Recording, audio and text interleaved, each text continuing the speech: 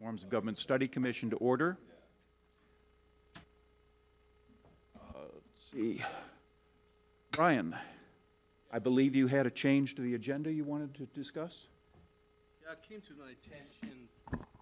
my attention through public comment that we should add the Pledge of Allegiance to the agenda, and I was remiss in not suggesting that before. Being an attorney, I should know better. Given the purpose of our commission, I think it's a good idea to perhaps add that to the agenda at the beginning. So I would propose that change. Do I hear any discussion for or against this? Is there a motion? So moved. Brian, why do you think? Bill Ward has moved it. Second. Kristen. I just had a question about. Kristen Wing has seconded. It's fine. Who said? Who made? Bill Ward made the motion. Kristen Wing seconded. I missed the. I'm sorry. Who made it? Phil. Oh, okay.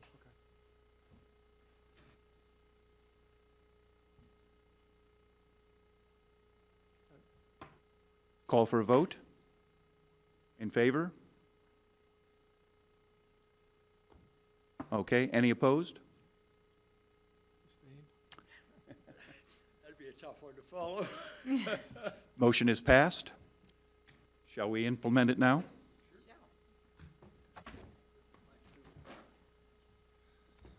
Yeah, I'm going to have to try not to get on that.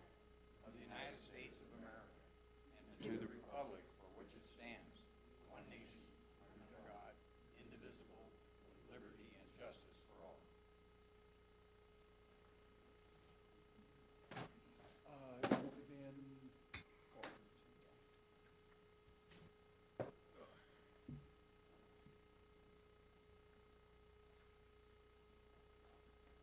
Do we have any announcements? If not, we'll move straight to the approval of the minutes. Everyone has the June 2nd minutes. Any issues, corrections? Silence, I will assume, is approval. Do we have a motion to approve the minutes? Kristen Wing has made the motion. Second. Brian Cleary has seconded. Call for a vote. Approve the minutes. Okay, minutes are approved. Let's see. Nancy, do we have a response back from the legal department? We've moved down to commissioner districts and elections.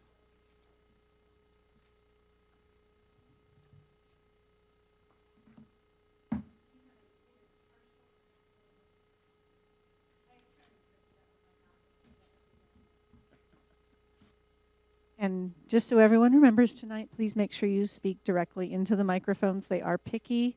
And I'm going to go off agenda for just 2 seconds here and let everyone know we're not meeting next week, but we will have the new mics next time. So we do have a partial legal opinion on that. The legal team came back and said that as far as the redistricting, they clarified that no, there is nothing within the statutes we looked at next week that would trigger anything that would change it from at large. They are still researching as far as where in statute that would happen or if that's a legislative change. Okay. Phil, I believe you were one of the ones that was looking at that question. Are you satisfied with the answer? Yeah, I'd just like to ask one thing, because I think if we go to more than the 3 commissioners, it would become very important to guarantee some additional representation to people. So I guess, I know that, that I didn't see anything myself, I'm not a lawyer, that would define districts to how they need to operate. But if maybe defer to Brian, if the code is silent, yet there's a requirement to set up a district, could we then say, well, the district you have to reside in the district if you're going to run from that district, or those people are the ones who get to vote for you? I don't know if we can put those kind of limitations that you do find in other district elections. If you're a state representative, you have to run from your district. You can't live in in Post Falls and run in Coeur d'Alene. So I don't know how they draw that distinction. If we get it, fine. If not, I'll drop it, I guess, that's all. What was the question? I'm sorry, Phil. Could we as a committee recommend that the district elections, if that's what we choose to set up, actually, where more than just the 3 commissioners, that within that district, if you're going to run for an office, you have to reside in the district? And because the voting for that district commission be limited just to those precincts in the district. Okay, now I understand the question. And Nancy, on your legal counsel update there, one thing I would note to them is just write down section 31508 of the code. Now that's the charter provision. If you were to proceed under a charter form of government where you basically form a charter commission and go that route, and under 31508 sub F, that one does provide that among the things that you would be setting up, right, the elected legislative body, executive structure, tax administration, it looks like there may be the option there to provide for at-large or by districts, okay? But that's the charter provision among the options that's available under the Idaho Code. And comparing that with other sections that are the other options available, I didn't see that. So I took significance from that insofar as if they didn't mention it somewhere else, but they did mention it with specificity in 5808, I'm sorry, F. One typically would take away from that the silence speaks to it remains at large under those other optional provisions. Now, that's my interpretation, but I would like the benefit of a legal counsel for the county to take a look at that. Thank you. So to summarize, we have been electing at large for the commissioners. Legal opinion is that we would continue to elect at large. However, they have not yet come up with a statutory reference on that. And we would have that option according to 315808 if we went with a charter government. However, if we remember a charter government, we can recommend a charter government, which means that they have to put together a charter committee to create the charter government. So that's beyond our purview to actually make that under that 5108 or 5808. Okay. With that, we'll get to the meat of tonight's meeting. We have 2 visitors who will be here to testify for us, Jerry Mason and Dick Panabaker. And with that, I will ask Jerry Mason to introduce himself and give us a little background. And our issue here tonight is obviously what you went through. What are we going to do about recommending anything on the optional forms of government? And our primary interest right now, I believe, is what did you experience? What was it that drove the things for you? How did you guys come up with the recommendations that you made? This is the 97 recommendation of the study commission, right? Just to be clear, the 97 recommendation, just for the people listening. Yes, 96, 97. Well, claiming amnesia probably wouldn't do you. Pull the mic in a little closer, please. Okay. I'm Jerry Mason. I've been practicing municipal law since 1985. And my first job was here in Kootenai County as a deputy prosecutor in the civil division. And going back to 1997, I've been practicing municipal law for that duration and just retired at the end of this year. And so, recalling with any great deal of clarity, Nancy gave me a copy of the record that was compiled from our discussions. Mm-hmm. And I don't think I can add any great deal to that. It was a well-captured set of minutes. Jan Corwin did a good job on it.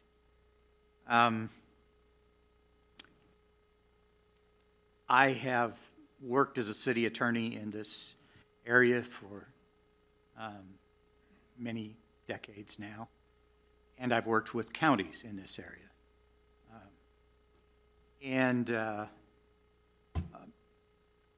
I think I've been through two of these efforts.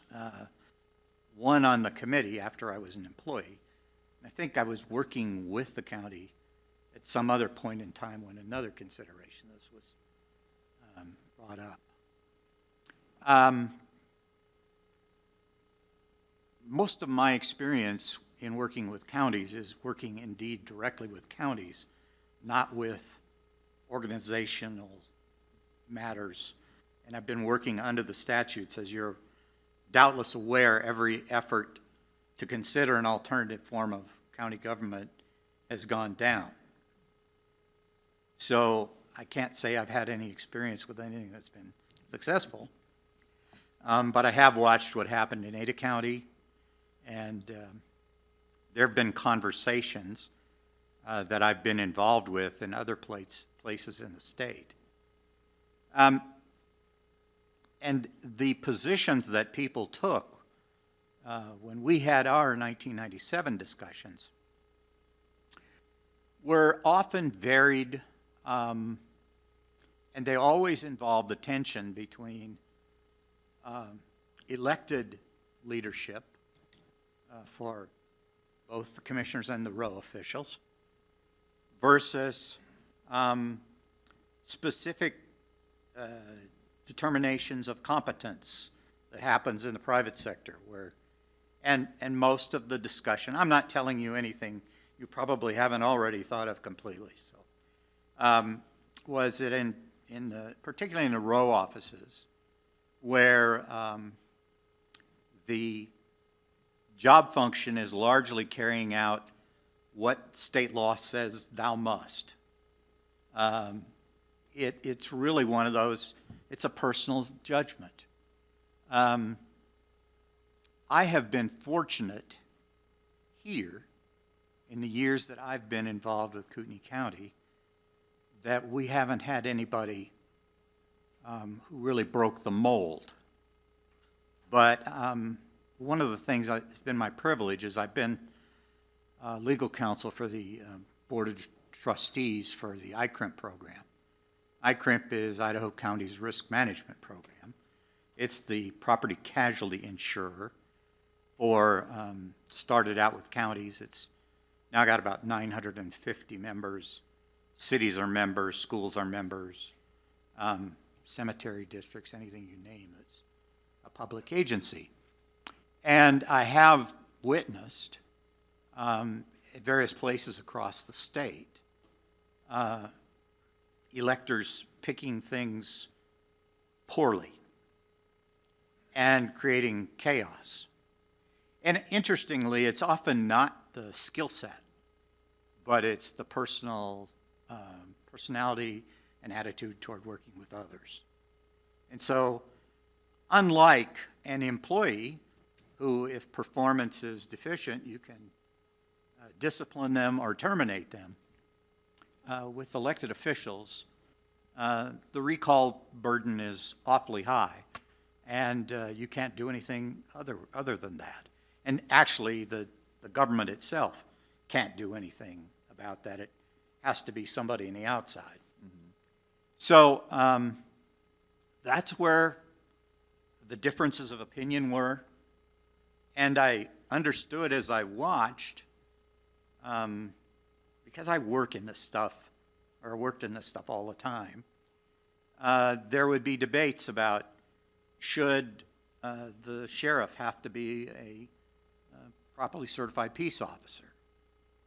And I've seen some situations in other counties where the sheriff was a former used car salesman who really didn't understand the implications.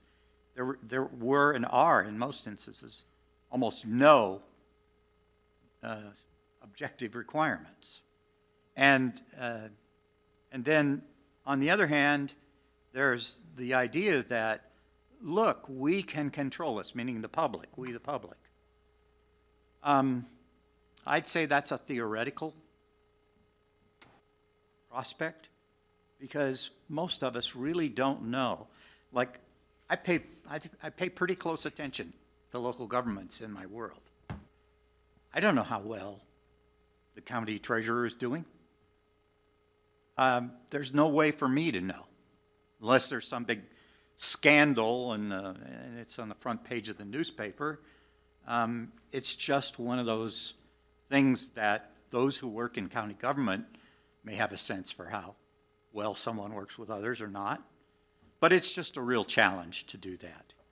And I understand the attitude of those who feel like they want to have a vote. But I'm still not yet to that point where I want to have the passengers on the plane elect the pilot. I'd kind of like to have them meet certain qualifications. So it's a tension that we discussed. I think the ultimate recommendations include votes on how each one of those offices came out. There's no question. But that, for example, the decision about a prosecuting attorney saying, well, I'm going to be tough on crime, is a good campaign phrase, but does it ultimately manifest itself? Because those court systems have momentum all their own. And if you're going to try everything, you're going to grind the world to a halt. And most people out there think, well, that won't happen. But it's how the thing functions all along. So it is a tension. I think size matters in terms of the jurisdiction, and Kootenai County has certainly gotten much larger than when I started working for it. The sophistication needed has some importance. Some positions, there's just no Republican or Democratic way of balancing accounts. I've always heard it said fixing potholes, but the county doesn't do roads. So that was the tension we discussed. There's no magic. First of all, my recollection isn't that grand of it, but there's no magic answer to that. And when I looked back at the commissioners who received the recommendation, I believe Dick Compton was on that commission, and his recent passing, it just gave me warm feelings. Even though he rejected what we did, I thought he was a great public servant and a great person. And so I know I'm just rambling because I'm supposed to remember 25 years ago, and honestly, I don't that well. Your turn, Dick. Thank you. Dick, if you'd introduce yourself and give My us name's some memories. Dick Panabaker, and I've lived here all my life. Well, not quite all my life. I'm still alive, but I served 7 years as mayor of Hayden, and then I was elected to the county commission in 1994, and I served 10 years as a county commissioner then. And the truth of the matter is, when you get elected to a job like that, I had no idea what was going on. It's on-the-job training. I mean, when you get into a place like this and you're dealing one day with $1 million lawsuit and the next day with a barking dog, you learn fast that there's so much going on. I don't know how you keep up with it all. I learned that, or at least I think that the county commissioner's job is kind of like piloting a boat. And you're trying to keep the boat straight going through the water, and you have 6 people or so rowing on each, 3 on each side, and they're all rowing in different directions, the row offices, and telling you to go to hell. It's none of your damn business. And that's just about the way it runs. And so part of what we talked about is the inefficiency of that. When you're a city, you're kind of autonomous in a way, but when you're the county, you're an extension of the state. So you have to put up with what they want you to do too. So that's, there was talk about, well, you need 5 commissioners.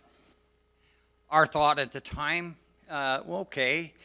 And when you said something about personalities, that's a big percentage of what goes on, really. It depends on the work ethic of the people that you elect, and how popular they are, and so in the years that I was here, Dick Compton was our chairman at the time, and we thought, okay, well, we'll have a study, you know, and see if we can hire some of these people in rural offices that don't necessarily have to be elected, and maybe we could get some more efficiency out of that because, you know, if they aren't doing the job, then you could do something about it. You can hire people with the good credentials and all that, not just the fact they're breathing and they're 32 years old. So we decided to do that, and we got some really good people that turned out. Now, I have to tell you, at that particular time, I was working my tail off. We had a lot of things going at that time, and there were just 3 of us, and we all worked at different things to make it work. So I didn't have much to do with the study. Dick Compton more or less had that thing under his thumb, and it was, do we need a or a county administrator? And there was some good feeling for that, but there was also a little fear. There was talked about it if you have an administrator there, and as often as the commissioners change, pretty soon they get to be the king or queen, you know, and they've got all the answers. They've got the corporate memory. They've got, you know, and the new people on the block don't really know what's been going on for the last 10 years. So that was a concern in a way, but it was also positive that you would have that memory, because when you get all new people, they don't know what happened last week. So we thought that had some merit. One of the 5 commissioners, when we talked about the 5 commissioners and the locations, and if you had different districts and stuff like that, well, the district from Harrison, you take a person that's way up there in Harrison, they got to drive back and forth clear from Harrison every day to go to work, or somewhere like that. So how do you do that and make it fair so that it isn't really a burden on somebody? At the same time when this was going on, there was also talk about term limits. And I was against term limits at the time. I thought that, you know, the voters should be able to pick. You know, the problem with this is the voters don't do their job. I mean, they don't do their homework. They don't learn about the people that they're electing in these jobs. And a lot of it's emotional, or they don't like the way they comb their hair, or they don't, you know, it's not based on anything real because they don't get involved enough. And the same thing was, we thought, with the commissioners. If you have 3 commissioners that are really serious about doing what they got elected to do, which is serve the people they represent, whether they're Republicans or Democrats or what, or green or yellow or what, then you shouldn't have a problem. The problem is you don't always get that mix. And about every so often, you will get a commissioner that isn't worth his salt, that won't work, won't do whatever they want, and it's difficult, and the rest of them have to take up the slack and do the job because the job is there. If you can have one on the commission that is whatever, you can get by with that. You can make that work. If you have 2, then you're in trouble, because then you have a little bit of a problem getting anything done that's positive. Anyway, the commission, which Jerry was a part of, and Bob Schmand and Bob Rickle was on it, and some of the other guys, and they worked really hard, and they were dead serious about what they were doing, and we wanted them to be. And when they went through all the stuff to get the information, then they brought it to us, and we turned it down because we were told, in order to even implement that thing, that you had to have a change in the Constitution of the state. And that's why we didn't adopt it, because we were told we couldn't do it. Not that we wouldn't. I still am kind of iffy on that, whether that, but Jerry said that they did actually change the Constitution, so now it's a lot. I just don't know relative When to it went the time. Yeah, when it was. Yeah, but that's the information we had at the time, and that's why we didn't adopt any of it. The other one was in Dick, and I liked Dick, and he was a good hand, and he knew what he was doing. I was understood that he told the commission, and we didn't know this at the time, that we would automatically adopt whatever recommendations they came up with. Well, then when we found out that we couldn't do it, after they spent a year working on it, they got madder than hell at us. And I don't blame them. You know, but with the other two, and I'm trying to think, it was Rankin or who it was at the time. Yeah, was the other commissioner. We didn't know that he had made that remark, and we also didn't know at the time at the beginning that the state wouldn't allow us to do it. So that's what happened to us. Today, with budgets the way they are, and of course the population's going nuts, and we're running into that in Hayden today every anyway, that's another story for another day. But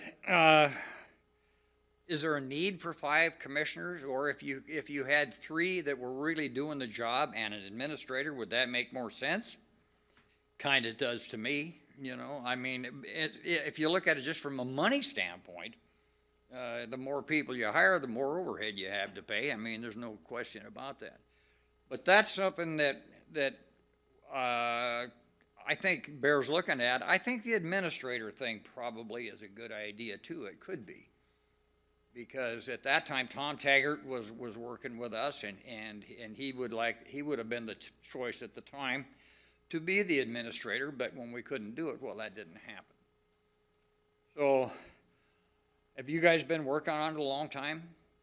No, we're just starting. Just started. You are our first testimony. The victim. Yes. Yeah. You believe in drive-by shootings, I suppose. Of course. Yeah. Well, I'm not an attorney, so I have no idea what the state requires for you to be able to do something like that. With the political scene that it is out there today, I'm not sure that people pay enough attention to anything that's going on out there unless their ox gets gored.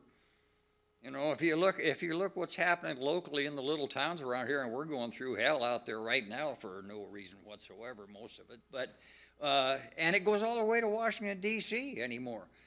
People get on something and they get mad because you don't think like I do, then you're wrong, and the hell with you. That's wrong. You know, we had many times when I've always run as a Republican because it fit my thinking better. But Dan English was a Democrat, and he was down here, and he was one of the best guys to work with that we ever had. You know, you never had any problem with Dan. You could throw the stuff on the table, and you come up with a solution that benefited the people that you were elected to work for. So this party politics thing has gotten way out of hand as far as I'm concerned. Enough from me. Thank you. Thank you. Thank you both. Jerry, Dick, we appreciate it. Do we have any questions for the two of them? I do have one. Oh. I can hear you, Kurt, but I'm not sure everyone else can. Kurt Anderson is joining us via Zoom, and his question is whether or not there were dissenting opinions on the 96-97 committee from the recommendation. And I know the minutes show that there were, and I can get this group what I pulled and created for Jerry is what I'm terming the archive or legacy file, and it does have the minutes, I think, of at least most of those meetings. And he is saying that yes, there were dissenting opinions on that commission. Do you remember how? Obviously, it was majority to push it forward, but I just went over them once quickly to try to locate my drawing.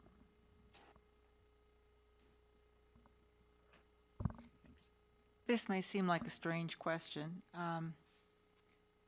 but when you look at the situation now, look at 2021, and you have lived here all those years, do you ever think, as you're keeping up with all the changes, especially the political environment, do you ever think, oh, things could have been so much better? Or do you not even reflect back to the year that you put into this and, you know, what you had hoped would happen for the county? How about if you let me morph your question into, do you feel like your whole life's been a disappointment? That however you would like to answer. As I've heard Dick's comments and read the minutes that Nancy gave me, I should probably, by way of background, so that you understand why I feel the way I do to some degree. I was a graduate student at Idaho State. That's too many years ago. At Idaho State, when I came west in 1971. And I worked for 2 years in the city manager's office in Pocatello. And then they hired me, and I was a planner there for another decade before I went to law school.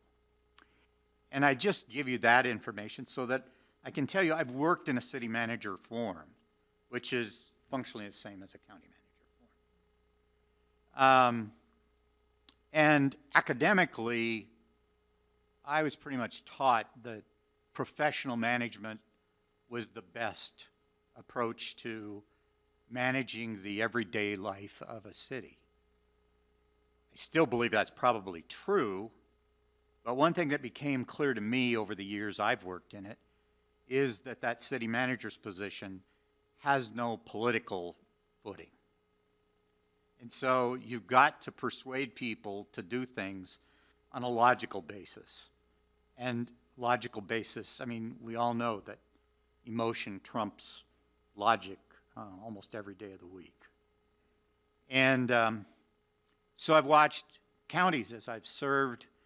I served with ICRIMP and had the privilege of being kind of a troubleshooter around the state where Jim McNall, who was a former county commissioner in Bonner, and Jim's been a staff member at ICRIMP for a number of years, and he's just got insights in human relations that are just outstanding. Jim and I have kicked disputes around over the last 25 years, last 30 years, close to it. And I've seen situations where the lack of competence, professional competence in counties, has caused huge burdens to overcome. And I've seen county commissioners elected who had professional competence but were political neophytes and got ground up in the process. And so I think Dick said something that I wholly endorse, is you can shape everything. My original city manager had a management philosophy called flexible rigidity. And it was just his 2 cents way of saying, you don't draw the boxes and fill them. You hire good people, and if somebody makes you draw boxes around them, you do it. But you put people on the job that you think they're best for you. And I got an opportunity working under him for a decade to do things like do an airport master plan when I'd never been on an airplane and didn't know anything about it. But the airport manager was the guy who carried the keys to everything around on his belt, and he could run every piece of equipment on the airport. But when he had to deal with the Civil Aeronautics Board, which existed then, and the FAA, it was sometimes a real challenge. So you kind of need each. How do you get the best people? Some say you elect them. And I can say I've seen some really wonderful elected officials. And there's no doubt that, for example, Dick carries around an approachability and experience that he's had in his varied political life that just adds to whatever board or commission he's on. At the same time, people who have a different position from the one that he holds or held, it can be a giant pain in the backside to not have that professional competence. And you stop and think about it. How many of you would want to run for election to get the job you hold or have held? I've always thought it was fascinating to watch, but I would not dream of it. And today, with the internet, I kind of wonder who would bother doing that just to get beat about the head and shoulders. Because it's brutal now. It's not a compassionate environment. There's not a desire to solve problems collaboratively. And so I just think, oh, why would you do that? I mean, I can understand Mayor Woodmeyer, and he hasn't talked to me about this, so I'm not pretending, but I can understand why he would think. I think the last couple of years has just been all I really need to have dealt with. I'm fine with not running for re-election. And yet at the same time, I can understand how Mayor Jacobson says he's got a good staff and it's a stable environment and he's going to make another run. But that all depends on having adequate staff. So I can tell you what I've seen here. And I've seen it in a few other places. I wish there was more of it true in the Treasure Valley. What Post Falls, Coeur d'Alene, and Rathdrum, and Hayden have all done is they have an elected council, an elected mayor, and then they hire a city administrator. And it's not the city manager or the county manager is the chief executive officer of the respective city or county. So they're hired, but then they do the executive functions. What the city administrator does and what Tom Taggart did was the administrative functions. And the difference in that is whether or not you have power or not. The administrator doesn't have power except by persuasion. Whereas the elected either the hired manager or the elected executive, they have actual power. They can do things. What makes it, from a lawyer's standpoint, what makes a county such a challenging client is, assume you're the manager of an Albertson store and you go in and you say, here's what we're going to do and here's the ad, and the produce manager tells you, well, I'm not putting that stuff out. I'm going to run this today. And the meat manager says, well, I can go with half of your ad, but the other half, I'm going to put this out. And so everybody does their own thing independently. And I've always felt sorry for commissioners who people think they have power over certain things that they don't have. The second part for the lawyer that makes it difficult, and it's not just for the lawyer, but the lawyer gets the blessing of trying to deal with this, is the commissioners have the executive power in the county, except for the departments that each have independent executive power. And because there are 3 commissioners, unlike a city where the mayor is the single executive, or like the state where the governor is the single executive, or the nation where the president is a single executive, commissioners are threesome. They have to comply with the open meeting law. So if you want to choose what color of carpet goes in this room, do you need to schedule a meeting, put it on an agenda, and have the commissioners meet to choose that? There are all kinds of little things. And commissioners are supposed to meet, are supposed to work together. But day-to-day life doesn't let that happen. Somebody's got to make the call if they're out at a meeting with the fair board or if they're meeting with the sheriff. It can't be, wait a minute, I want to call the other 2 commissioners so I can give you a read on this. The 3 commissioners kind of have to trust one another. It's just that way. And every time they make a decision individually, it runs on the rims of the open meeting law. What can you do? Now, there's a provision in the open meeting law that allows a multi-person executive to make I don't know the exact term, I should have looked it up before I came. But to make excuses need to call an open meeting if it's simply a second-tier decision, one that's carrying out essentially an administrative function, something carrying out a decision that the commission has already made. But it's, in this county, with the activity level that there is, it is impossible for all three commissioners to be at every meaningful place on any meaningful day. They have to divide things up. Now, when I would hear a commissioner, and I'm not talking about the current commissioners at all, but I'd hear a commissioner saying, well, my department, well, that's kind of like a red flag for me, because it's not your department, it's our department. But it's only our department if it's solid waste, or it's building and grounds, or whatever other departments the county may have right now. Because when it gets to law enforcement, it's not your department. When it gets to assessments, it's not your department. Same thing goes for the treasury and a variety of things. And so it's a mechanism with many moving parts and an open meeting law. And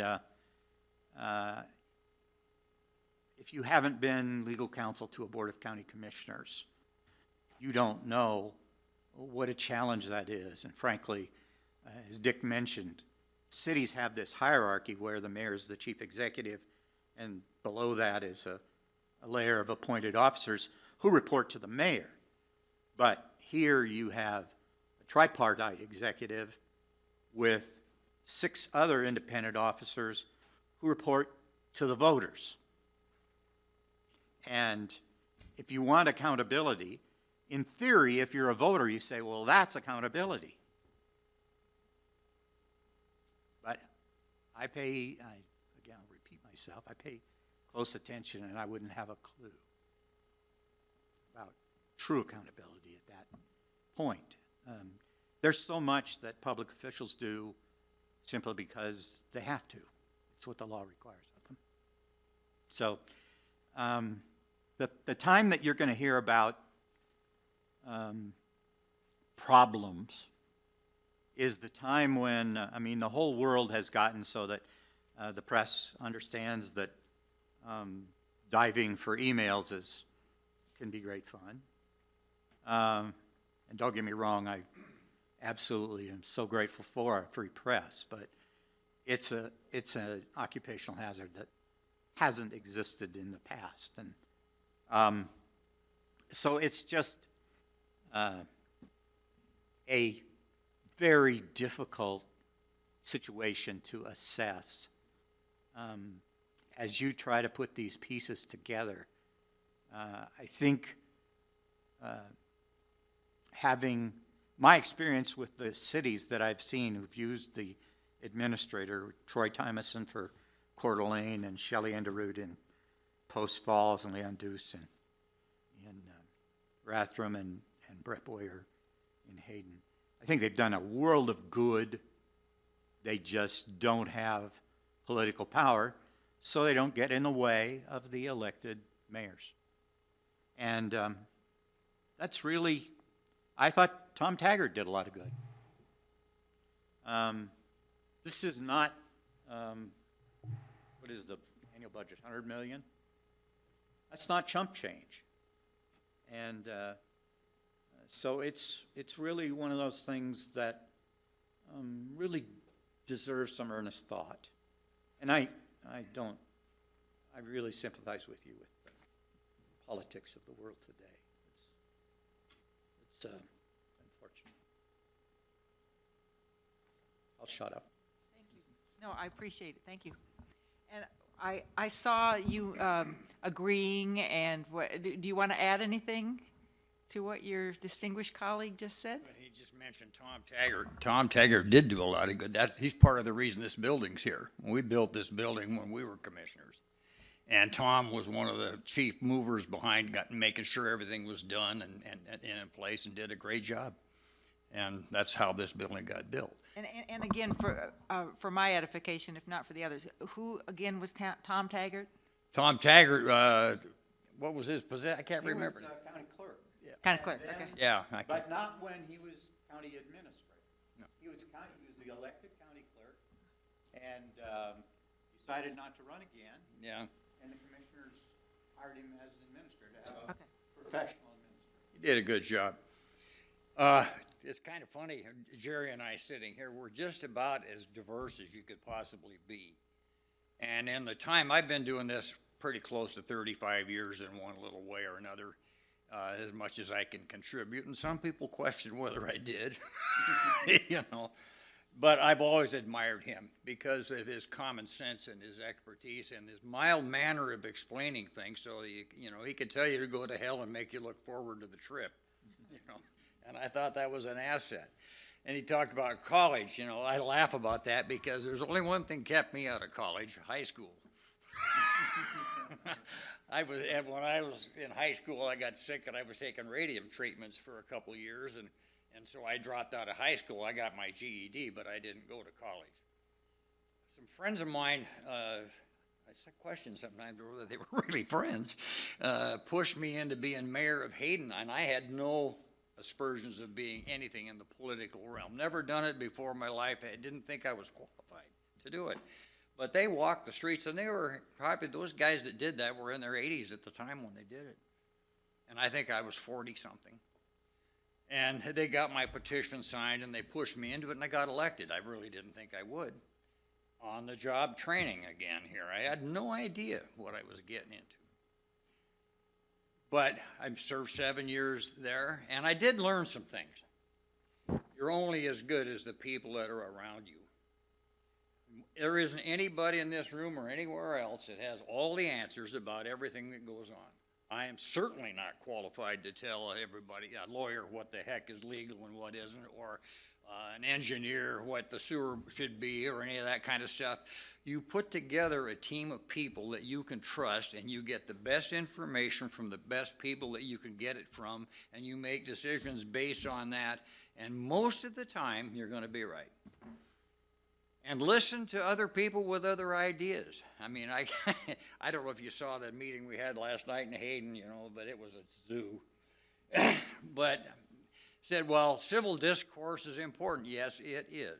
Civil discourse, but not backstabbing discourse. I have a hard time with that kind of stuff.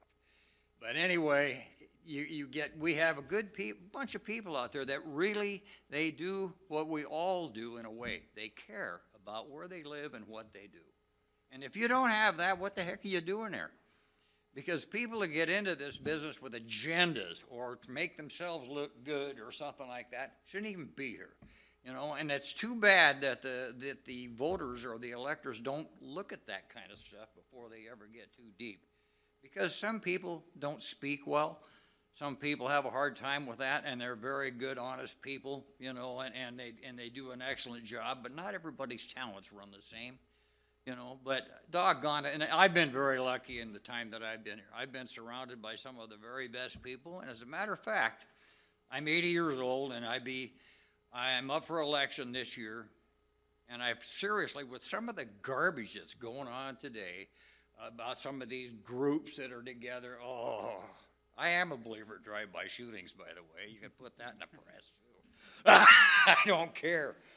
But it doesn't make any sense, and it's counterproductive to everybody to be like that. We should be on the same page. When I was upstairs in this office, when I was commissioner, and somebody was in there complaining one day, and, well, you're commissioner, why don't you do something about this? I'm simply the commissioner, I'm not the king. If I were the king, things might be a little bit different. You don't do that. Well, you're doing this. You see that pen on the table there? Yeah. I don't even own that pen. I'm just temporary help. And there's some question whether I'm any help or not. So come on here, get real. We don't have any power. Can't snap your fingers and get this. You wish you could sometimes. And a little common sense would be nice today of all days. But it's, you know, common sense isn't common anymore. And it's really heartbreaking when you look at people that, when I was young and you were younger, don't know if I ever was young, I can't remember. People, it was us. We could do this. We could get together. We could build this. We could make something work. Now it's I, me.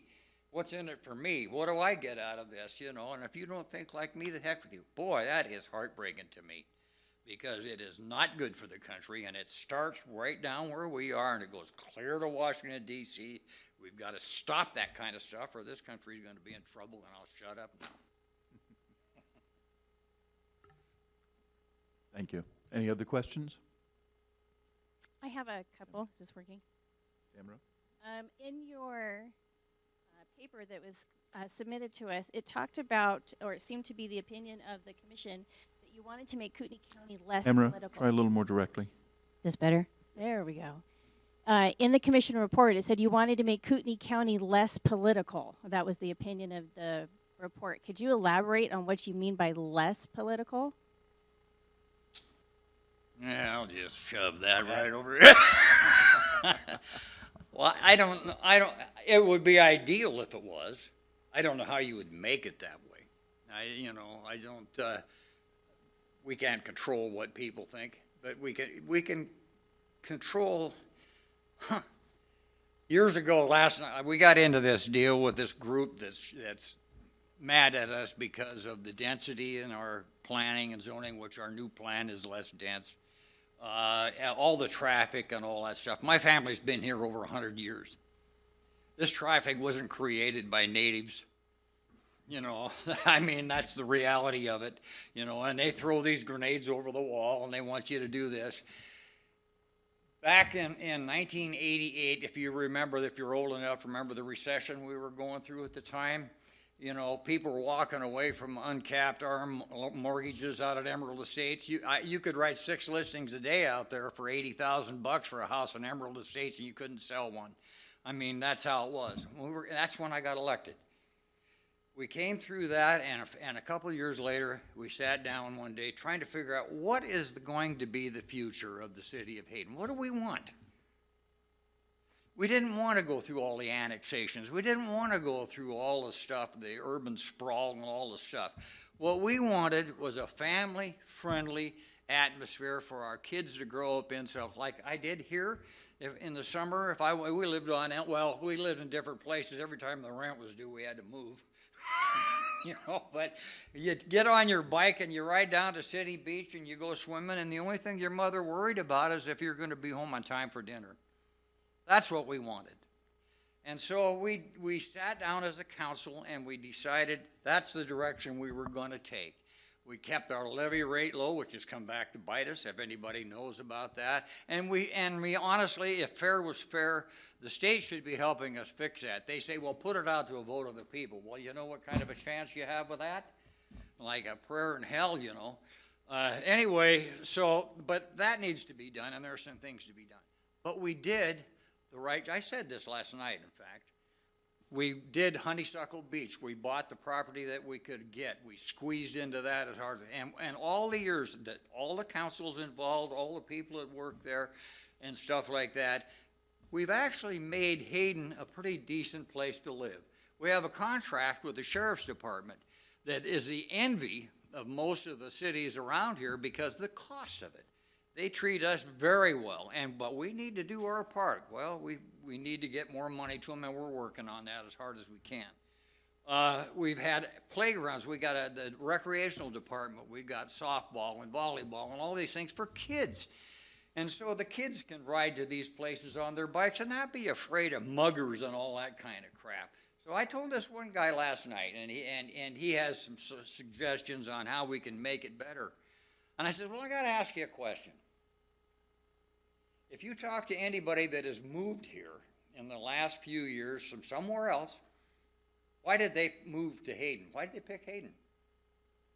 Well, the quality of life. So we did our job. We did the job. We did not know that we were going to get run over by 100,000 people or anything like that at the time. Our goal was to do just exactly what we did. We kept the taxes low. People like us never made a lot of money here. We never can't buy a $500,000 house or $1 million house. We were in the doghouse about about these apartment buildings, you know, these condos and split level places. There's some people that don't like them. I don't particularly like them either. But our goal at the time was to annex around the airport and protect the airport from urban sprawl and put the airport out of business. You've seen it happen in other parts of the country where that does happen. So we did that. Then we wanted it to be light industrial. So in the future, if we have businesses out there, and it's doing it, it's not full by any means, but it's doing it, our children and our grandchildren would have places to go to work and have jobs. That's why we did that. So now, our children and grandchildren can't hardly live here now because none of them can come up with enough money to pay $500,000 for a house, and if they did come up with the money, they couldn't make the payments. There's nothing fair about that. So this apartment stuff, they call it entry level. It scares me to death when I talk about paying $1,500 or $1,800 a month in rent. You know, my first house, which I still live in, my wife and I still live in, our payment was $124 a month. You know. Those were the good days, weren't they? What I'm trying to say is this. The attitudes of these people, some of these people today, it's I, me, and it shouldn't be. You know, we, us, all of us here. If we work together and get rid of some of this garbage that's going on, the political stuff that you're talking about, that we hear about, we could make this country just like it should be. And it has to start with us, and we need to get busy, and we are busy in Hayden, by the way, doing that. As much as we can. Thank you. Thank you.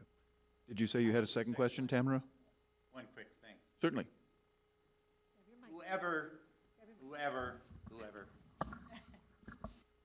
expressed that during our committee work had no idea what it would be like today. So discount everything that was said there a great deal because they simply hadn't seen the environment that would follow. Thank you for both of you. And the other, well, I actually had two. You mentioned that you put out for all the cities to participate and only 6 did. Do you remember why the other cities did not participate in coming to and talking to you? I'm getting a little bit hard of hearing. What was that? That you asked all the cities of Kootenai County to be able to participate or come talk to you, and only 6 of the cities did. Do you know why the others did not? Talking about the thing that just happened? No, back in 1996, 97. Oh, and I have no idea, except, and I think we all know this, the average person that works for a living doesn't pay any attention to what's in the newspapers or what's on the, you know.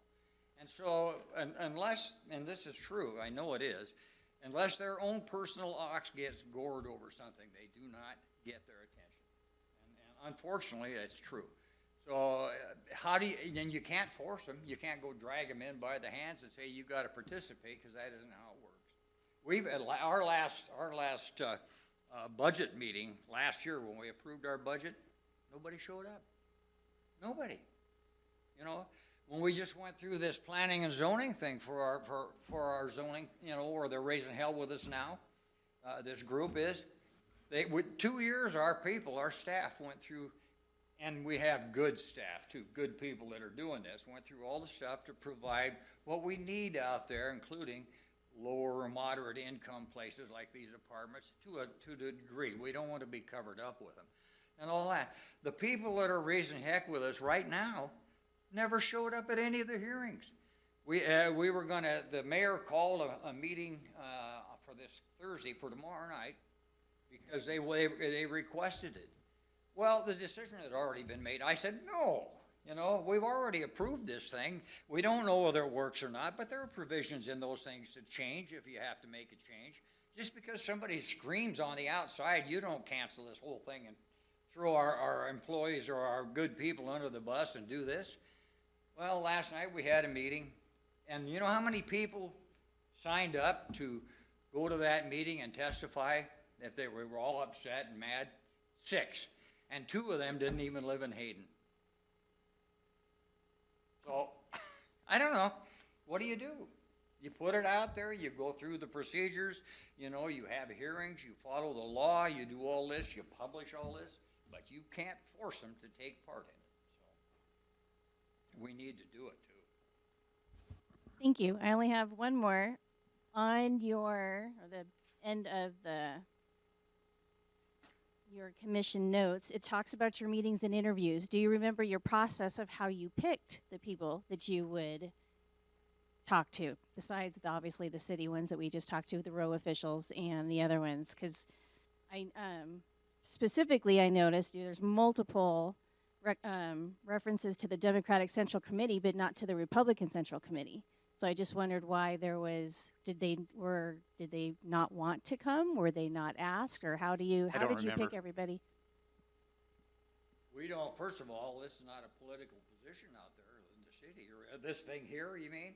No, Yeah, the committee that advised you as commissioners back in 96, 97. Yeah, I think it was one of those where you invite everybody, yeah. but if people don't want to, they don't. We Okay, had that's what I was Democrats and wondering. Republicans both on that committee, you know. Oh, I'm sure it was bipartisan. They weren't specifically listed, so I just didn't know why. If they just opted not to show.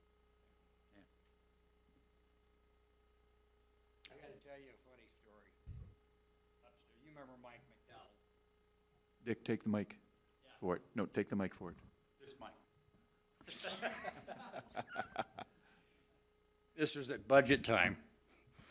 And Mike was very, very passionate about, he believed that all the money in the county belonged to his employees, along with the sheriff. They all felt that way for their own people. They wanted everything they could get for their people. Mike came up to my office one day, and he was mad because we didn't give him everything that he wanted for his budget. And his back was against the wall.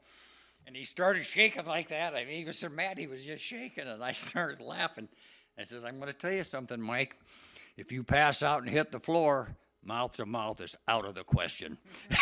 You're dead meat, so straighten up and let's talk about this.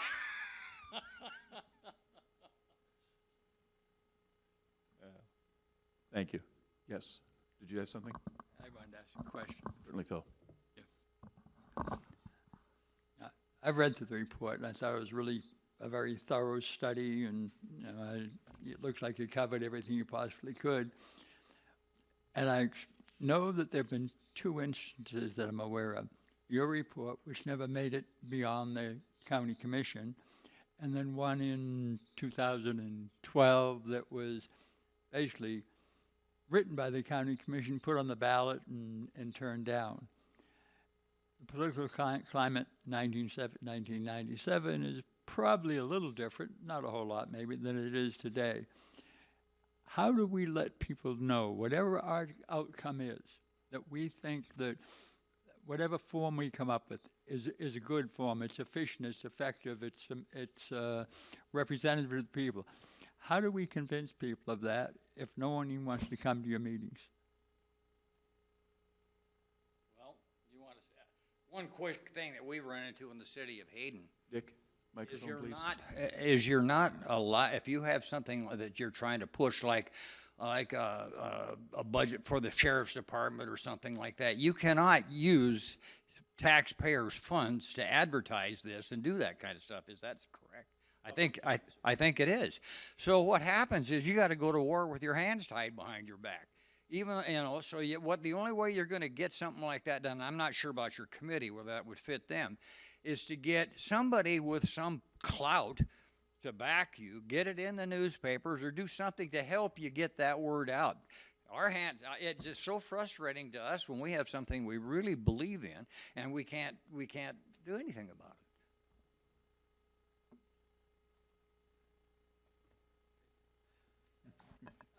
I had a related. I let you off the hook. Thank you.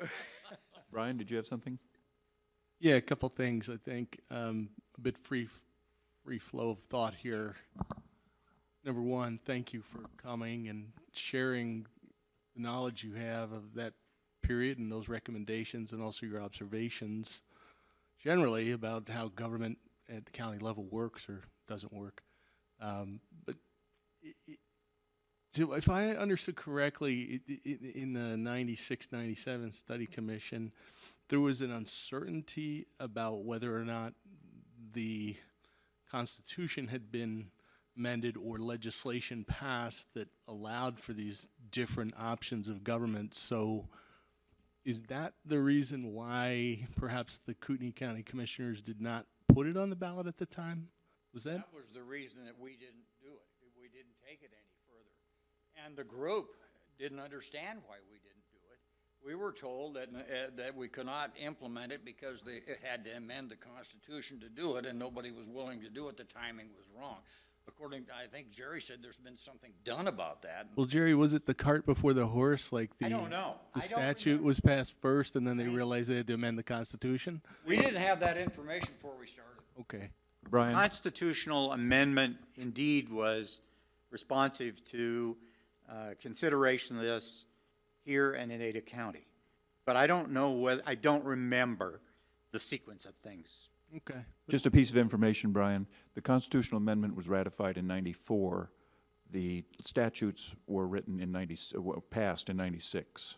Okay? Okay, so it would have been the statutes might not have been in place, because I remember reference in one of the Kootenai County Commissioners' resolutions of that time speaking to presently there is a bill before the legislature contemplating optional forms of government, and they appear to have appointed the study commission while the bill was pending, but maybe it hadn't passed by the time the study commissioners wrapped up. I have no idea. Maybe that's the sequence. Can't remember exactly. I'm thinking May, June of 96, but I could be wrong on that.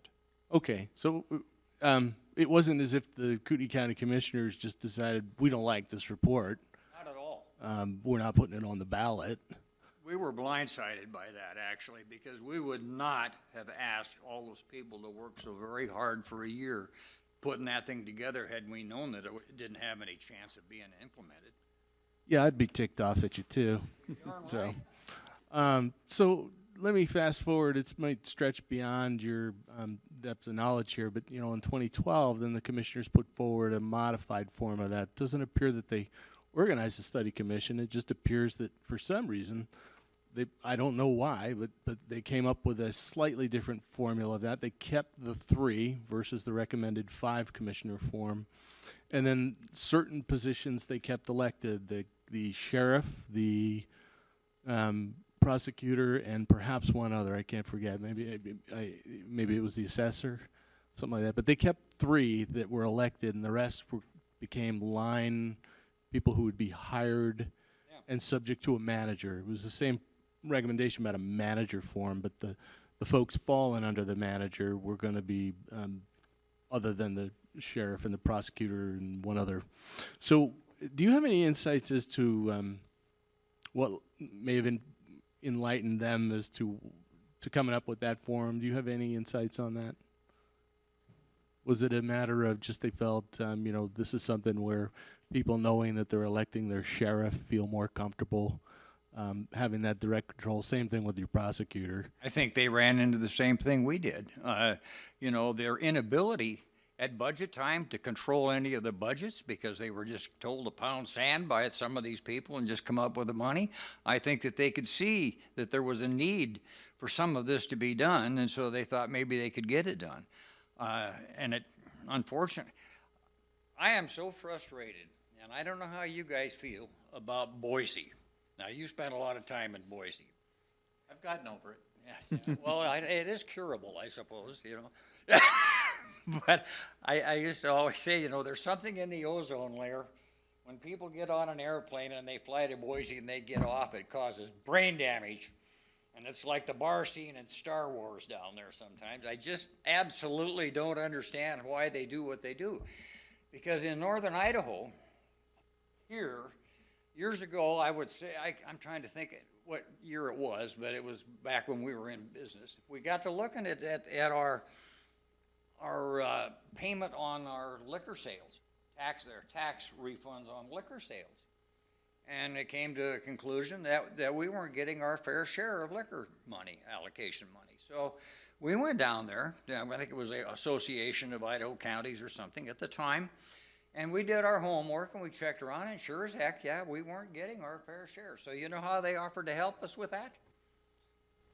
They offered to give us a bigger share of the increase in liquor sales, which means we had to drink more. That's the kind of stuff that we get. Now, I talked to somebody, and you know who this is, but I'm not going to say his name. And one of the things that he told me, and I respect his opinion, one of the reasons that we don't get some of the stuff that we need to have up here in North Idaho, get done down there, is the quality of the people we send down to represent us. And you know, I've seen good and I've seen bad. When Frank Henderson was there and Wayne Myers and some of those guys, they asked me to go down there and run, because I was done being commissioner then. But I would be like a fish out of water down there. That's not my thing at all. So I never did do it. But it's kind of sad because we're what, number 3 in the state, probably, pretty close to that anyway. And we can't get anything done. Years ago, we went to the Lincoln Day breakfast, and Governor Bat was still in office his last year. And I'm sitting about from here to you, in front of him there, and he's talking, and he says, it's always nice to come up and visit you folks in Nez Perce County. Boy, that explains an awful lot, you know. We need to get good people. We need them to take us serious down there, because we're a big participant in what goes on in this state. And we do not, I don't think we ever get our fair share of what we actually pay in. And and it's been that way a long time. You know, I don't know whose fault that would be, whether it's our fault or the people that go down there, but I know that it's pretty tough. I ask questions. What would a novice like me do down there? Because I'd have to learn the ropes, and I know nothing about what goes on down there. Well, just pay attention to what we do, and you'll be okay. Really? So, I think it's all fixable, but I think we need good people to pay more attention to what goes on. Thank you. Gary, que- I'll shut up. You can say whatever you want. Any other questions? I've got a few questions here online. Go, Nancy. The first one is for Jerry. Do you know of any counties other than Ada that have considered the optional forms of government? The answer to that is no, but I know a couple of others have. I just don't remember which ones. And then you said you worked at the county and you've worked for cities. How long did you work for each, and what differences or similarities do you see there? Well, I worked for the city of Pocatello for 11 years. And I was a subordinate in a city manager form of government, which has since become a strong mayor council form of government. And I worked for Kootenai County for about 3 years. And I left to open my own practice. And I worked as legal counsel for Bonner County for 4 years. It was an accident. Used to be a provision in the statute that required in certain counties that the prosecutor be full-time, not have any other clients. And that was changed in for Bonner County. It was listed as one of those full-time prosecutor's positions. So the longtime prosecutor, Phil Robinson, decided he didn't want to run that year. So a new prosecutor was elected who didn't really, everybody pays attention to the promises and the commitments on criminal prosecution. But counties are public corporations, and there is a whole lot of business law-related things that civil counsel needs to provide. So I did that by contract for 4 years. And then hired an associate, and she and I became partners, and we practiced together for about 20 years, representing primarily municipalities. We were city attorneys for Post Falls, Rathdrum, Hayden, Clark Fork, and we've worked all in the north, and we are also counsel for the Association of Idaho Cities and for ICRIMP, the insuring pool. And I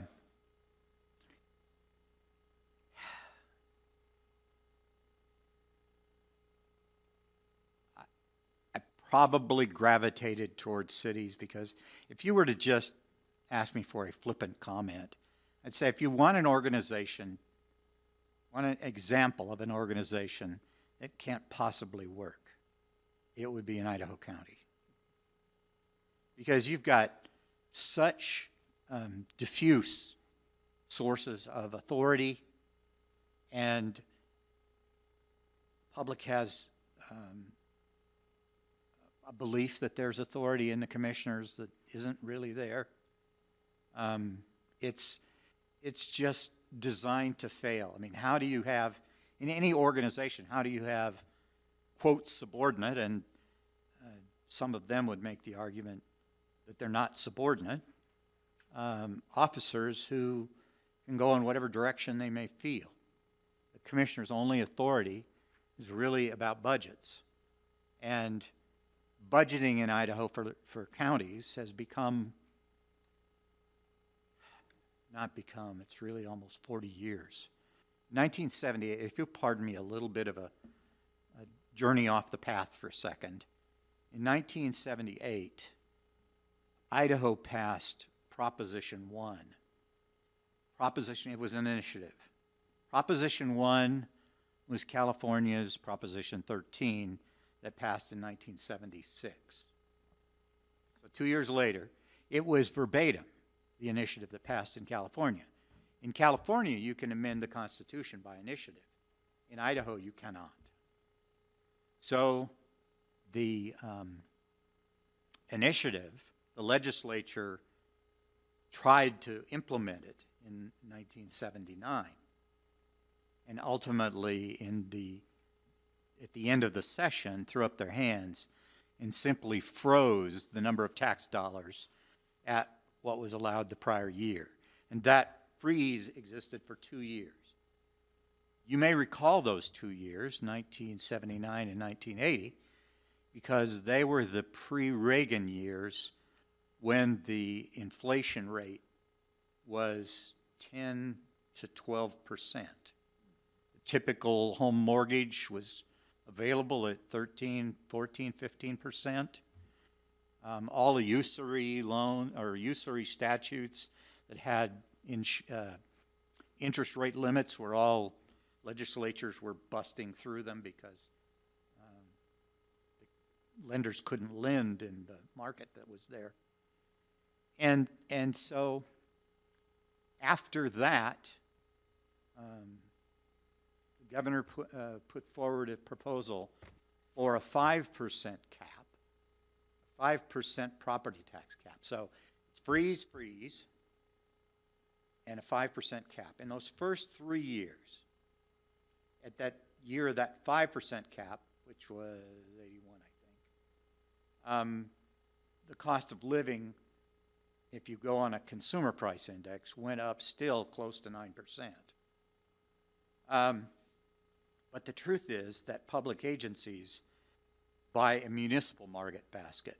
They buy pipe, they buy asphalt, they buy things that aren't as cheap as bread and milk and so forth. And so that 5% cap stayed in place. Then there was a 2-year hiatus in the mid-'80s that was called Truth in Taxation, where it was this public process whereby you published this very extensive notice and you could ask for comments on whether they could raise any more money. And then when Governor Batt took office, he put in place a 3% cap. And with minor modifications, that cap has stayed in place. And so now we've gone from the freeze in 79 to 2021. So we're talking about 42 years. 42 years when no local government has ever budgeted for the funds it needed It simply allocated the funds that it could have. And in the meantime, there is a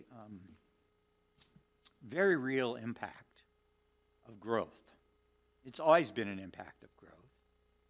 If you start out, and I have a metaphor for it, it's the traditional out in the country, the farm to market road intersection. And the normal rules of the road apply to it. When you go through that intersection, you yield to traffic on the right. You slow and you yield to traffic on the right. And when the traffic builds up on one or the other of those intersecting streets, you typically stop, put a stop sign up on both sides of the least traveled of those two intersecting roads. And that stop sign times 2 probably would cost you, assuming a Scotch-Lite reflective surface and a solid aluminum blank, maybe $600 to $750. And then as traffic continues to grow, you decide it needs to be four-way stopped. So instead of 2 signs, now you've got 4.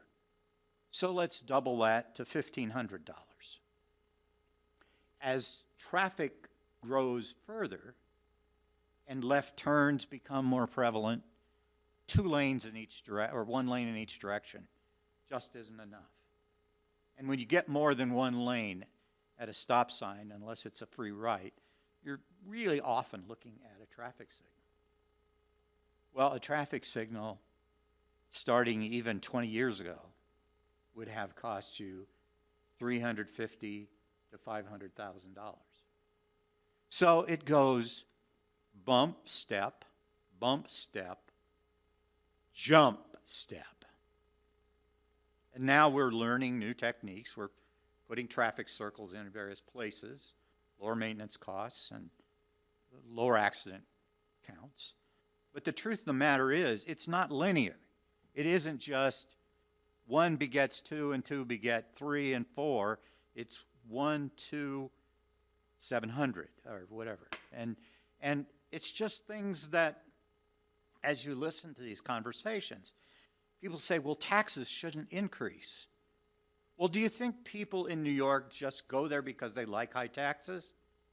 It's the truth is, the more times we have, more people we have together in closer proximity to one another, the greater necessary investment in public improvements. It's just a fact of life. And today, people can't afford luxurious, sprawling estates. They want a safe home with a reasonable lot. I mean, my wife would say room for the dog. And that's really what most of us are looking at. And as Dick pointed out, people say they don't want multifamily housing, but I look at my mid-30s daughter and her husband and see what she's struggling to do, and she's doing really well, and she's diligent about it, but it's not the situation that I faced as I grew older. Sorry, I know that's a side trip, but it's also a real reality. Kootenai County doesn't spend what it needs. It spends what it has. And there's always this, I had a council member in one of our cities who had been a council member for an 8-year term. I'd been the city attorney the whole time. And he was a strong advocate for senior citizens. And on his last night, he decided not to run again. He was in his early 80s. The mayor said, would you like to tell us what you think either the most interesting or most important thing that you did during your 8 years on the council?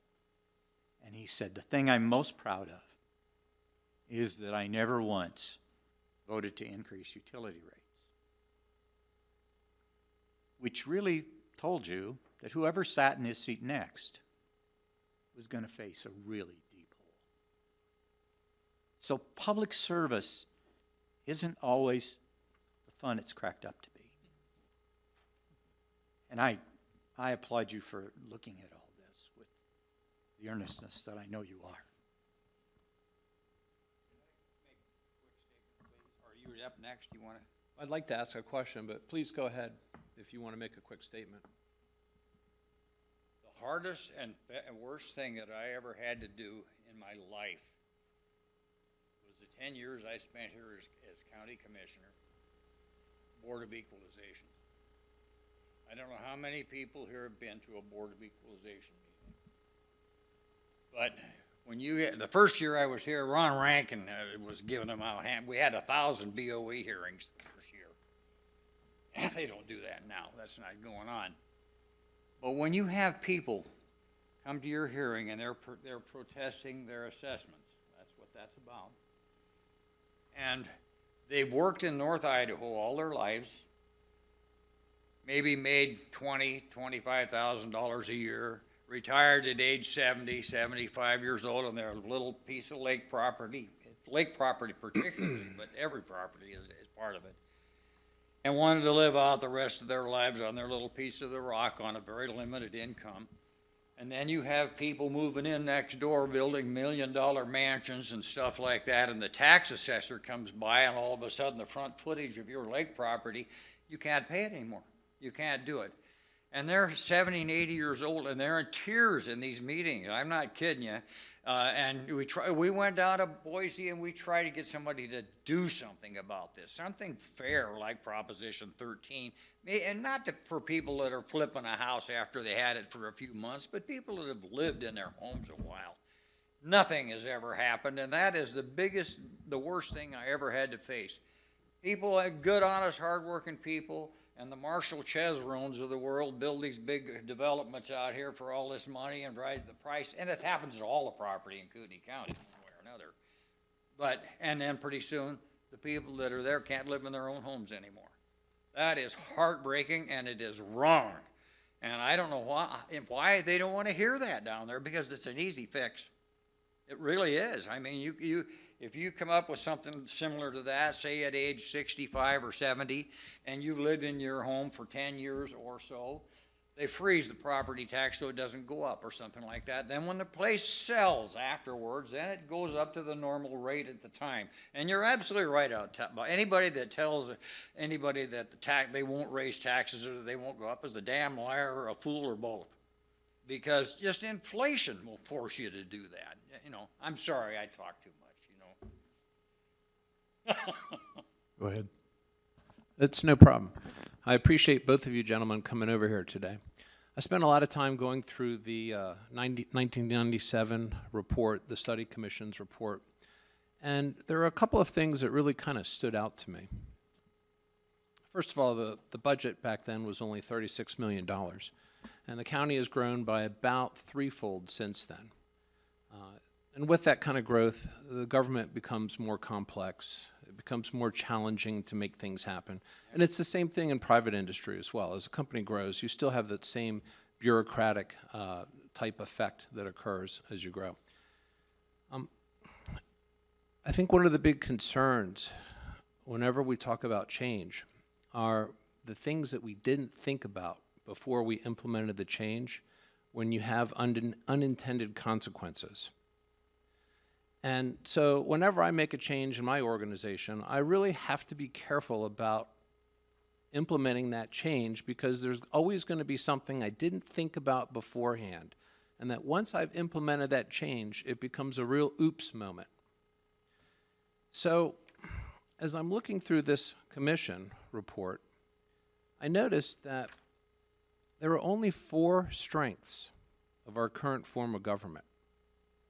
And they all tended to be rather abstract strengths. As an example, the current system has survived since 1890. And then I looked at the weaknesses, and there were 11 weaknesses that went into great detail, and they typically were related to operational weaknesses. And then I looked at the strengths of the recommendation of this new form of government, and the one that was proposed here was the county manager one, with appointed positions underneath that, hired, appointed. In essence, the effect is the same. And there were 10, a page and a half of strengths, all very detailed. And so my question is, are there no operational strengths with our current form of government?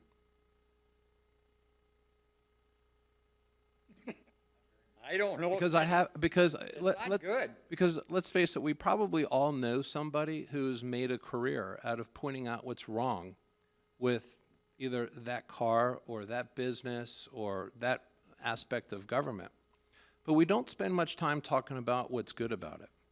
And so if we're going to have a study commission that talks about changing this form of government, I cannot imagine that our current form of government has zero operational advantages. And that's why I'm just curious, because again, there was only 4 one-sentence strengths, and they were all abstract for our existing form of government. Do we not I have think any? one of the problems that I've always felt about government is the broker you keep government, the better off you are. Because they have an uncanny habit of spending everything they can get their hands on and asking for more next year. And one of the ways the strengths of the present way it is now is you're limited to how much you can do with that. You know, there is a cap on it, yeah, and you can't just go berserk and say, well, I want this and take this and I'm going to do this. No, so that's a strength, I think. But it also, but the decision down the road, I'm guilty of this myself. Back in around 1990, when we were trying to figure out what the future of the city would be, we had an opportunity to raise our levy rate. The state sent us out some letters. They gave us 6 months time and I can't remember, it was 94. It couldn't have been later than that, but it was somewhere in that period. And we looked at that, and of course, we just come out of a recession, and people didn't have any money, and the economy was picking up, but it was slow. And our philosophy was, why should we take more money from people than we need? We only had at that time between 2,000 and 3,000 people. And we only had 6 people working in the city there. It was nothing. It was pretty small. It was only a city from 1955, so everything was new, fairly new. So we did not take advantage of that increase in the levy rate. That's cursing us big time today. And back in the early 2000s, I think there was another opportunity that the legislature gave the cities to do something about it. Well, the city of Hayden didn't do it then. We need it pretty badly, not to waste the money, because I think most of us have a distrust of what government does with our money sometimes. You know, that's natural. But to pay for things like law enforcement and road repairs and stuff like that we actually need, it's not wasted money. But you get a hold of Boise and they say, well, put it out to a vote of the people. Yeah. You know. Well, I understand, and I guess, and you were a county commissioner, so I'm curious if there's just any operational strengths whatsoever with a 3-commissioner form of government. Yes, sir. It's more than just 3 commissioners. 3 commissioners who most people think oversee. Yeah, but I mean this form of government, in essence. Are there any operational strengths with this form of government? Because we're talking about putting together a study commission to change this form of government. To consider changing it. Oh, to consider changing it. And so my question is, are there any operational strengths to this form of government? Or is this form of government so inefficient that we should just automatically consider discounting it coming out of the gate, and we should start looking at other forms of government? Well, I think that's what you're doing. Yeah, but I'm trying to figure out if there's any operational strengths. And you were a Well, part of this commission. And your report that was put together in 1997 had 4 abstract sentences. And that's why I'm just curious, was there not any investigation into operational strengths of our current form of government? Well, I can tell you that for me, I don't think it's got a lot of operational strengths. But I propose subordinates who are unresponsive to those above. Well, there's really not above. So you've got 9 peers? I mean, running an operation with 9 peers? That doesn't take a lot of organizational theorizing to say that's a weak organization. That would be similar to a partnership in some ways. And I understand, and I'm not suggesting that the current form is, but I can say that when you have an executive who's more involved with operations as opposed to an executive that has 2 or 3 levels that they're away from operations, they can manifest a lot more change. It actually is an asset in some respects. Because when you're that far away, what's really going on, and you're just focusing on policy and not operation, that can lead to a lot of inefficiencies. So to me, that is one operational advantage of having a commissioner that really is kind of in the thick of things. Now, is that the most efficient? We don't know yet. But it just surprises me that no one, that Mr. Panabaker, as a former commissioner, and Mr. Mason as part of this commission study, that we can't identify anything good outside of a few abstract sentences of our current form of government. And yet this county is the fastest growing county in the country. And so you have to wonder, you know, we are to some degree a victim of our own success. So there is some success apparently that's occurred, certainly between It's kind of about a 1997 lake. and today. It's about a lake. Yeah, that's why we're successful. That wasn't why we moved here in 2013. I know, but a lot of people are.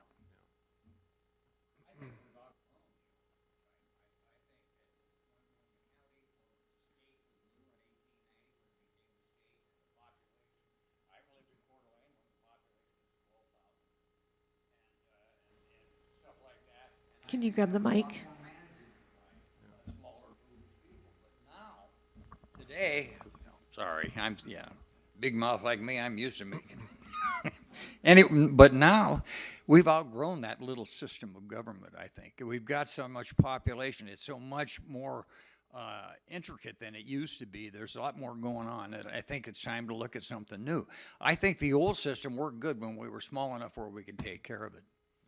Well, there's no question that when you were mayor, you made a few statements that just really stood out to me, and that was, you know, what is the vision for the city of Hayden? What do we want this city to be? And you, in effect, were able to work with people to manifest that vision. So in that sense, you know, you clearly succeeded with that. And I think so. yeah, and it's sad that we don't have county officials that have that vision and put that forth and try to manifest that. Now, how that can be done best is what this commission. And it's the difference, to me, it's the difference in the whole structure. You know, cities are more autonomous. They can do these little things that the county can't do. The county commissioners cannot just do that stuff because the state controls what they do. So if we get more cooperation out of the state, which I don't know why it seems so easy to me, and that doesn't happen, you know. But I think you're right. I think we. No, thank you. I'm done. Thank you very much. Anyone else? So a related question. Would the current form of government work? In your mind, it's just a matter of, I mean, it's 9 peers, so to speak, all on the same level. So if they're not all singing the same song, so to speak, and cooperating, it can lead to problems. Is it a matter of just, it's not the form that's wrong, it's the I don't want to imply anything about anybody who's currently serving. That's not my intent. I'm just saying, is it a matter of just, you know, it's a people thing too. It's if you had 9 people that work seamlessly, then this form could work. Is that fair? But not likely? I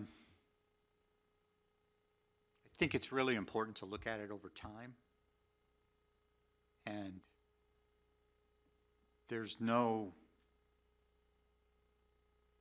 uniformity in the manner of selection of the elected officials who are the ones who guide the county to say, well, if you're the elected assessor, you're running for assessor, are you going to cooperate with the treasurer?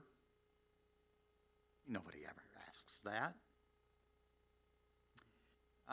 If you're the sheriff, are you going to cooperate with the commissioner's determination on budget appropriations? No, likely you're going to say, I need more. And if you look at, if you go out to Hayden, you see a billboard from the Spokane County Sheriff's Office making a plea for lateral transfers. Why? Because they can make more in Spokane. And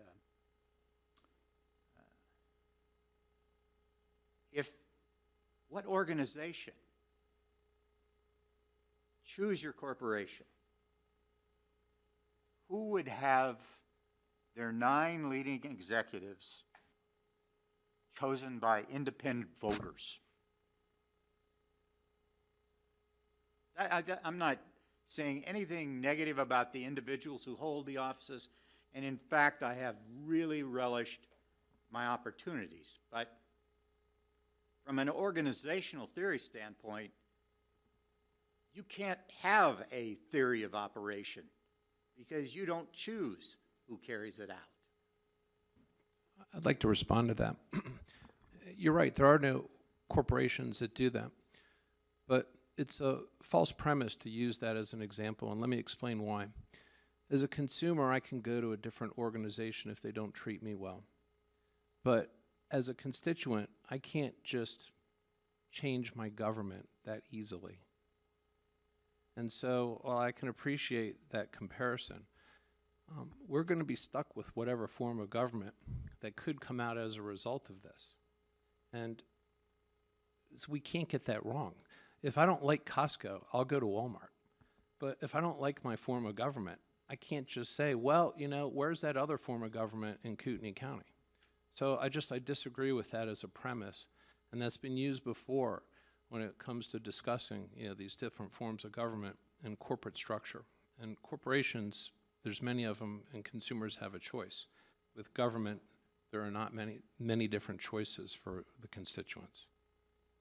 Well, I respect that. I would just say that the notion that any organization who chooses its 9 chief, it can be a charitable organization, a corporation, whatever, chooses 9 people, gives them areas of authority, and the organization itself has no say over who they are. It's all a matter of luck. It's whether or not the voters choose somebody who shares views with others who are in that office. And that's, to me, the organizational weakness. The traditional form of commission is a 3-headed executive. It's not a tripartite executive where 3 people do one executive position, but the traditional academic commission form is electing a commissioner of public works, a commissioner of public health, and a commissioner of public safety. Classic organization. And we have in Idaho modified that and made it a combination of 1/3 of an executive, 1 vote in a legislative function, and 1 part of a 3-member Court of Appeals in land use matters to do quasi-judicial decision-making. And to get the skills to do all of those tasks and not have any common thread. I mean, it's perfectly okay in political life to say that I want to run for office because I want to screw everything up. I want to raise hell. And if the voters say, yeah, let's have it, that's the order of the day, is I'm going to screw everything up. And you don't have any, there's nobody who can say that isn't a good deal because he might get reelected. Those are very valid points. However, I would counter that with the fact that I'm sure in any organization that you've been involved in, like I know I have, and anyone else here, that there are bad hires that are made. And the question is, how long does it take to figure out that that hire was bad and fix the problems? And sometimes those bad hires can lead to huge issues down the road. So I can appreciate the idea of efficiency when you have centralized command. But again, looking at these different forms of government that we have before us, there are those unintended consequences. And I think it's really important that we look at what we have and try to find all the real strengths to it and the real weaknesses, because I think it'll be easy to find the weaknesses of what we have and find the strengths of what we might be looking at. But we won't find those weaknesses more often than not until after a change has been made. And so that's why I asked those questions, and I can appreciate, Mr. Mason, where you're coming from. And I hope that you don't see my questioning or Oh, no. counterpoints to be Goodness, no. anything other than just a real, genuine debate of Oh, the issue. absolutely. So, Absolutely. thank you. You bet.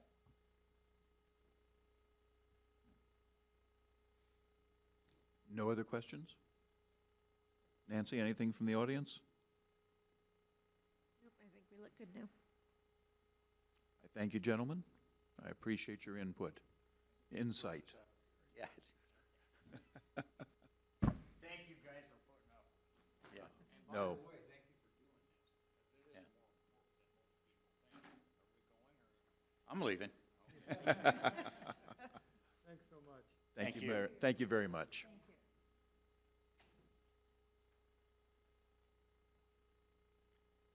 Okay, we're down to setting our agendas.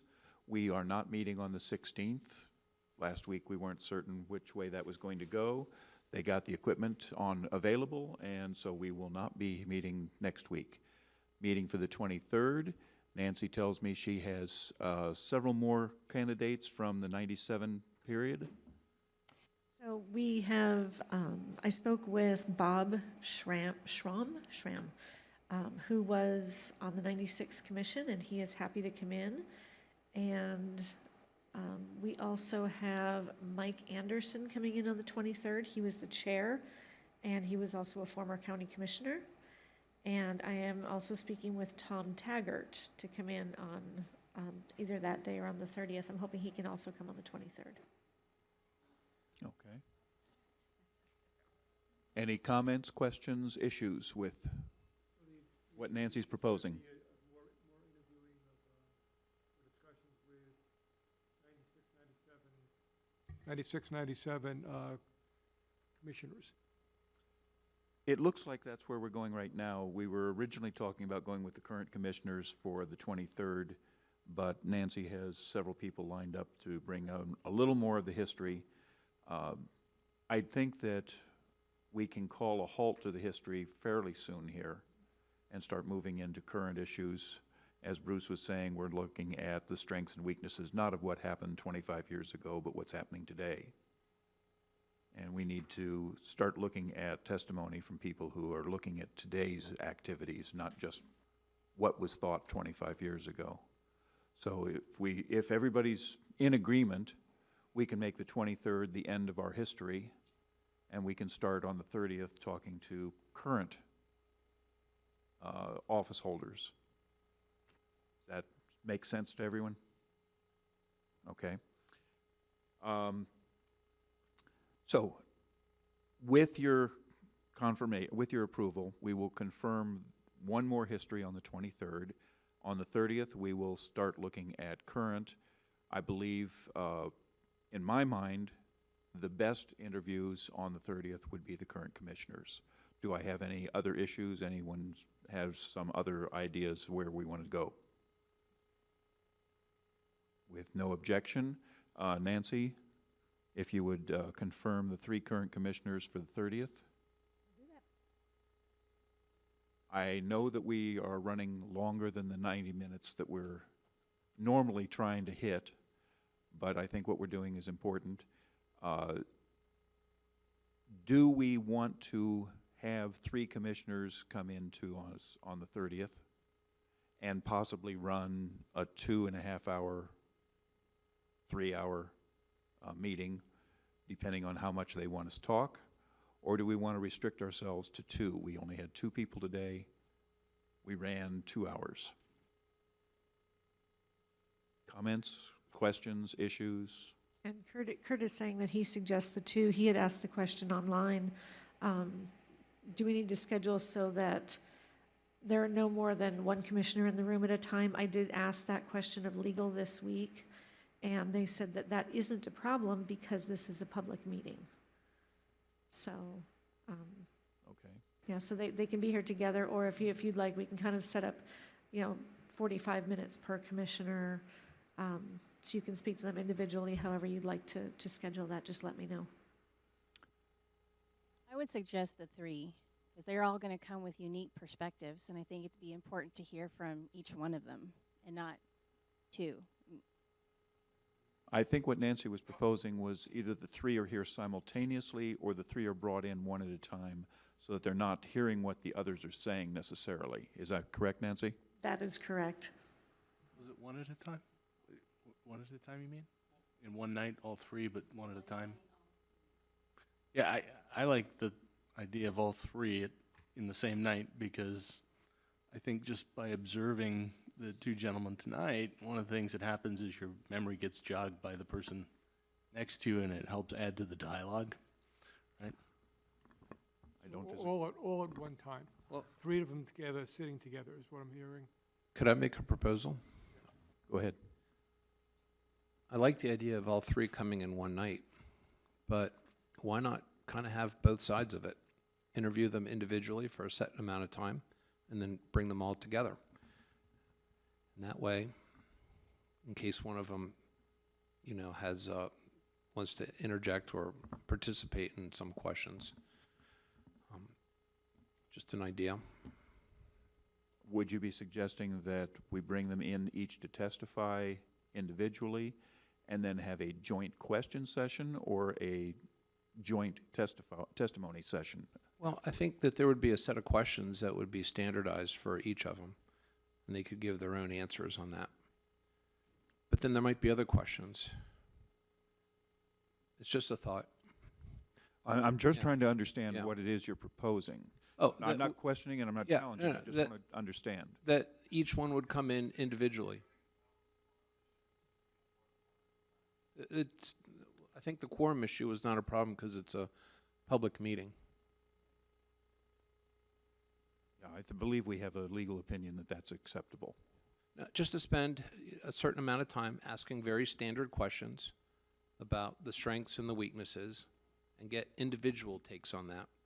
Because I think that obviously one commissioner put forward the resolution for this study commission, so that person has some ideas. Another commissioner may have thought, yes, I like that, or no, I don't. And so just to hear individually their answers on those strengths and weaknesses without anyone else there who could jump in, I think may be more beneficial, but then have a moment where you can talk with all 3 of them.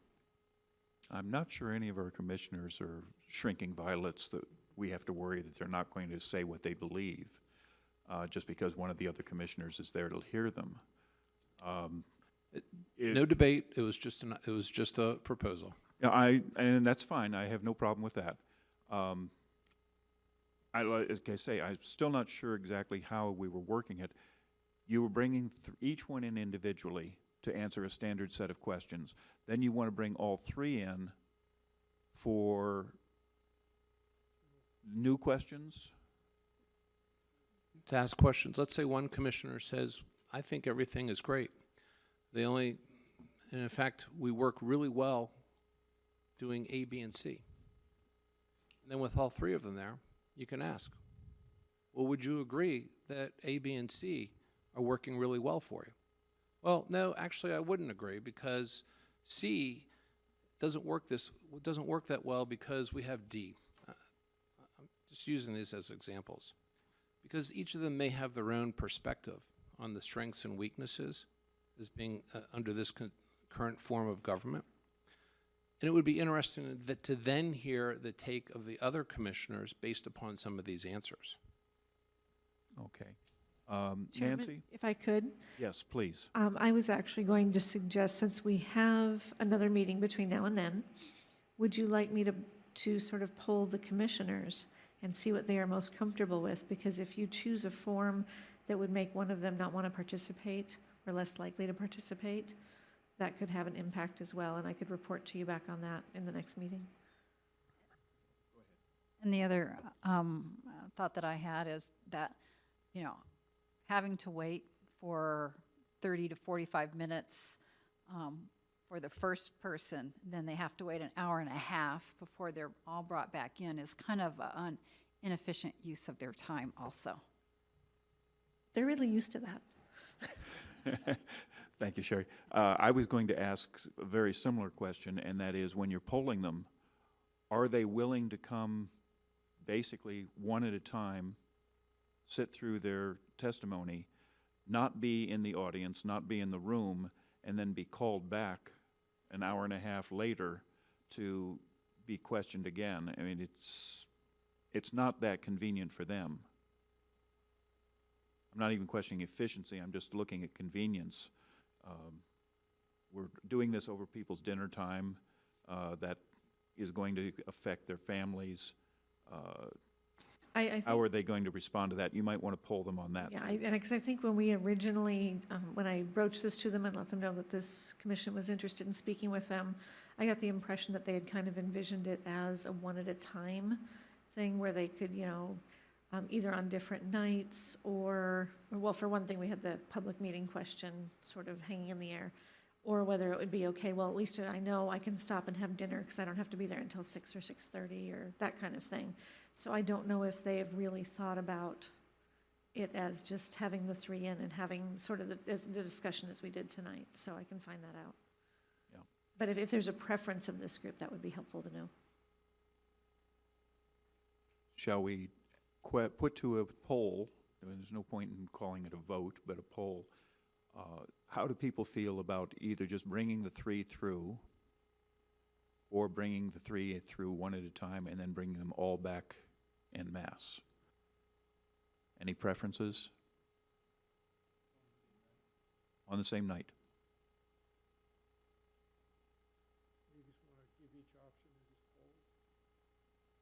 Sounds good.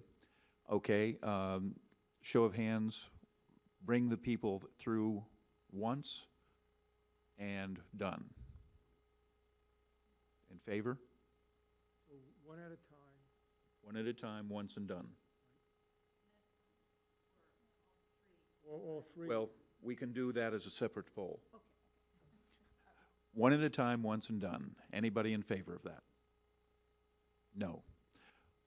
Okay, all three once and done. Anybody in favor of that? We have 4 in favor of that. I'll go that way. We have 5 in favor of 3 once and done. That leaves us with the final option, 3 once and bring the individually and bring the 3 back for a whole. Yes.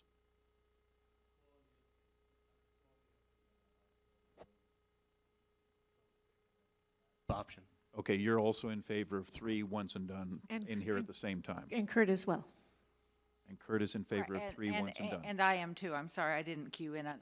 Basically, they come in one at a time, and they have an established time, and then they go, or all 3 are coming in at the same time, and we ask. All 3 sit at one table, one time. I like all 3. I'm going for the all 3 at the table at one time. So whichever vote that was, I apologize. Okay, Yes, yes. same thing. Okay, and to bring the 3 in individually and then bring the 3 in en masse for final questions. And that's with Kurt. We have 3 for there. And- Okay. and it looks was like- Kurt was for that last one as well. Okay, it looks like we have a majority for bringing the 3 in simultaneously. Nancy, are you still going to ask them if that's okay, or, okay? So, Nancy, you'll be getting back to us on the, what is it? I've lost track, the 23rd. with what they want to do. But as a preference, and that's all we're talking about, we just prefer to bring the three in at one time, sit them down at one table, and let the knives come out. So sort of what we did this evening. Yes. Right, I was going to add that. We learned a lot from listening to one person and watching the reaction of the other for follow-up questions. So if someone is saying, to your point, yeah, A, B, and C work fabulously, and somebody else rolls their eyes, then we're going to know, it appeared that A, B, and C, that you might have a different opinion. Could you elaborate on that? We wouldn't have that if we didn't have the three together. I don't disagree. Okay, I do believe that pretty much covers the agenda tonight. Anything that I've missed? Do I have a motion for adjournment? Kristen Wing, motion to adjourn. Second, Brian Cleary. Call for a vote. Move to adjourn. It's unanimous. We are adjourning at, I've got 7:32.